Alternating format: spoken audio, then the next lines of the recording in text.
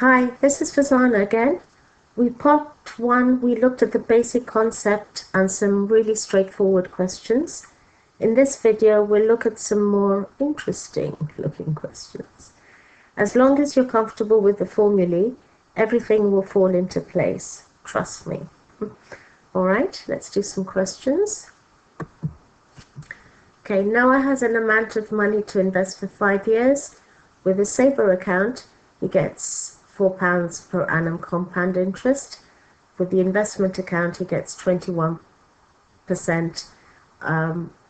interest paid at the end of the 5 years. Okay, so it's 5 years. Yeah. Noah wants to get the most interest possible, don't we all? Which account is best?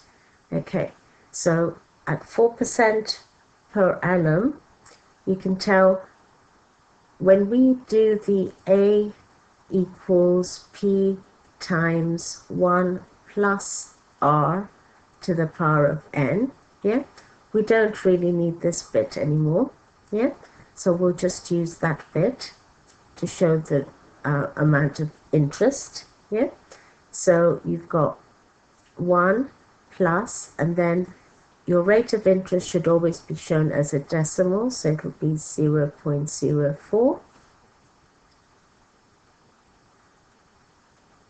to the power of 5. Okay, and that will give you 1.217. So can you see that's your 1 plus R? So if we take away the 1, you're left with 0.217, which is the same as 21.7% interest, yeah? Whereas the investment account bank is just giving us 21% interest, okay? And because the 21.7 is greater than the 21, yeah? Okay, so then we would choose the Sabre account.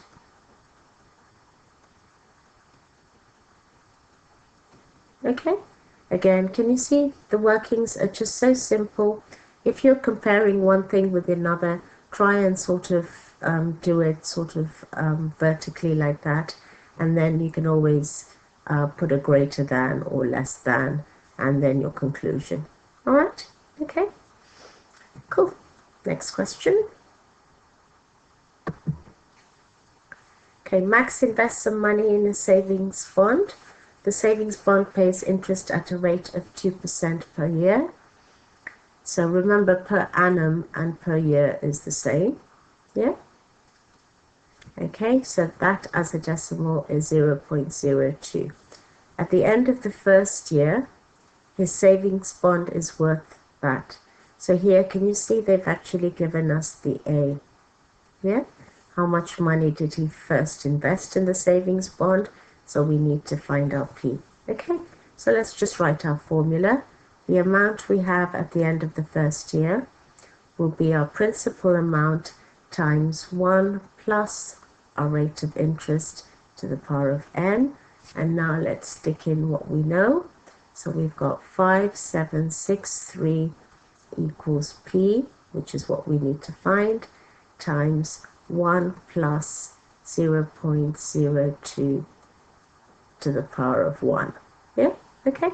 So you can tell this 1 plus 0.02 is just 1.02. Yeah, so if we wrote it 5763 equals 1.02 times P, then all you need to do is divide by 1.02 to find just P. So then you've got P equals 5763 divided by 1.02, and you get 5,650.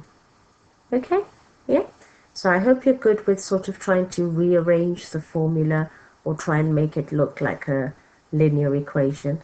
Yeah, all right, okay, next. Eddie invests £4,000 into a savings account. The bank pays him 4% compound interest. Quickly go write it as a decimal. At the end of n years, he has that to the nearest penny. So again, Now we don't know the number of years. Yeah, so again, go write the formula. So A equals P times 1 plus R to the power of N. Yeah, okay, so your principal amount was 4,000, and what he got at the end was 4679.43, and then 1 plus the 0.04 is 1.04, yeah, to the power of N. Okay, now if you think about it, that looks like, so anytime you see something looking ugly, try to figure out something that looks exactly the same but such simple numbers. So you can tell if you had 4 equals 2x, that's your 4, that's your 2, and that's your x. Yeah, so 4 equals 2 times x. Yeah, so now we would divide by 2, wouldn't we? So we'd divide by 4,000.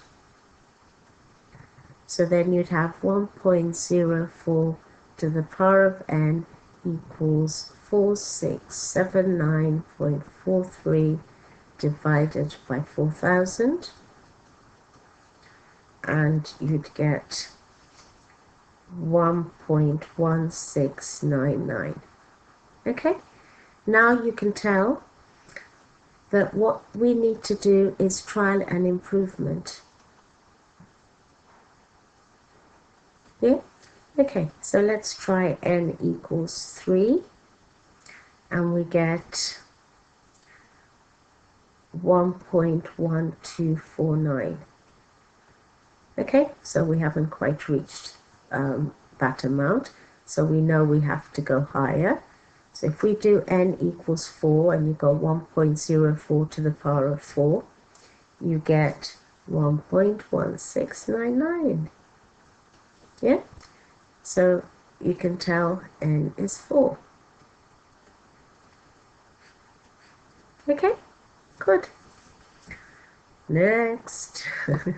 Is that what you say to yourself when you're sitting in the exam? You go, okay, I've done that one. Next. Okay, the population of a city increased by 5.2%. Let's just go stick that in as a decimal for the year 2014. At the beginning of 2015, the population was 1,560,000, and Lynn assumes the population will continue to increase at that rate. So at the beginning of 2017, so that would be 2 years, what would be the population? Okay, so the population A will be 1,560,000 times 1 plus your rate of interest. So here I'm just going to write 1.052 to the power of 2. Okay, and I get 1,726,458, and to 3 significant figures it would be 1,730,000. Okay, to 3 significant figures. All right, of course you're going to put your answer there. Okay, use Lynn's assumption to work out the year in which the population will reach 2 million. Okay, so now what we could do is, let's just keep it simple. So let's just try 156 times 1.052 to the power of 4, and you get 1910678. And if we try the same thing to the power of 5, yeah, so that times that, you get 2010034. Okay, so you can tell when the city when the city will reach 2 million will be after 5 years, because you have to take a whole number of years. Okay, so it'll be 5 years, but we have to work out the year. So we've got the 2015 plus 5 years, so the year in which it'll reach 2 million will be 2020. All right, okay, cool. And the final question. A radioactive substance decays over time. Every year its mass decreases by 14%. Okay, so that is 0.14. Yeah. How many years will it take for 500 kilograms to decay to a mass less than 200? So again, let's write the depreciation formula. So you've got A equals P times 1 minus the R to the power of N. Yeah?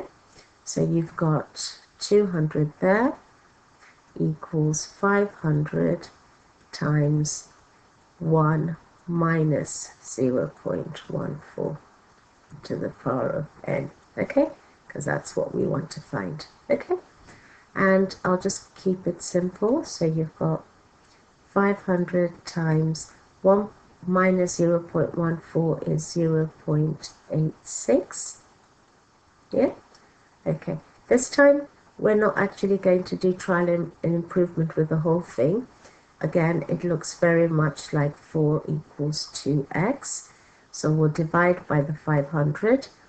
So we've got 0.86 to the power of n equals 200 divided by 500, which is 0.4. Okay? So if we wanted to less than, yeah, so you've got 0.86 n is less than 0.4. Okay? Let's do our trial and improvement. So if n is 5, we get 0.47. If n is 6, we get 0.405, so it's not quite there. And if we do n equals 7, you get 0.348. So that's the first year where it actually goes less than the 0.4. Okay? Yeah? So it'll take 7 years. Alright, good. That's all for now. Please join me in part 3 for some really challenging and enjoyable questions. You love this topic at the end of part 3. Alright, keep practicing, work hard, it's so worth it, and remember, you're in control. Until next time, take care. Bye.